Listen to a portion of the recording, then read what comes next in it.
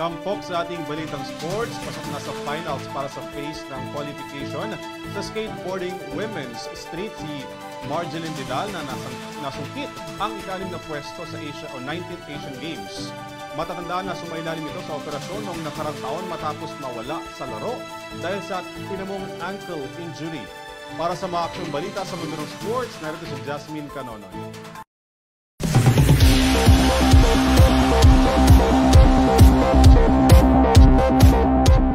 Ito na ang aksyon.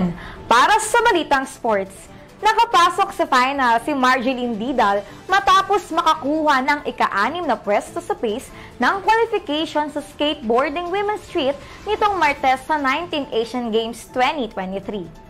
Nakakuha ng 41.53 na punto si Vidal sa kanyang pangalawang pagtakbo at pasok sa 8 atletang maglalaban sa finals mula sa 9 na skaters.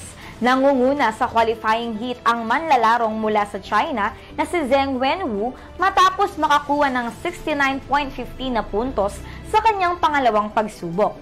Sumunod naman si Qiu Chenxi na isa ring manlalaro mula sa China at nakakuha ng 66.36 na puntos. Matapos sumailalim sa operasyon, isang taon nang nakakalipas, nag-ensayo si Vidal muli kasama ang pambansang koponan ng skateboarding sa Thailand bago siya magtungo sa kanyang ikalawang sunod na Asian Games. At yan ang mga balitang sports. Ako si Jasmine Canonoy